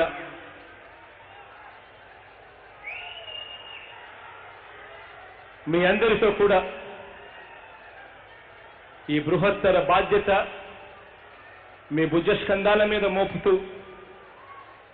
మీ అందరూ కూడా లక్షల సంఖ్యలో రాష్ట్రం నలుమూలల నుంచి 26 జిల్లాల నుంచి చాలా మంది అయితే రేపు బక్రీద్ పండగ అనే సంగతి తెలిసినా కూడా ఆ పండగను సైతం పక్కన పెట్టి కూడా వచ్చారు, ఆశీర్వదించడానికి వచ్చారు, దీవించడానికి వచ్చారు. మీ చెరగని చిరునవ్వులు నా గుండెల్లో పెట్టుకుంటాను. మీ ఆప్యాయతలే మీ జగన్ను ఇంత వాడిని చేశాయి. రేపొద్దున జగన్ మరింతగా ఎదుగుతాడు అనంటే అది కేవలం మీ అండదండలతోనే మాత్రం సగర్వంగా తెలియచేస్తూ, మీ అందరి తోడు, మీ అందరి దీవెనలు, దేవుడు దయా, ప్రజలందరి ఆశీస్సులు సదా మనకు, మీ జగనన్నకు, మీ పార్టీ అయిన మన పార్టీకి ఎప్పుడూ ఉండాలని వినయపూర్వకంగా కోరుకుంటూ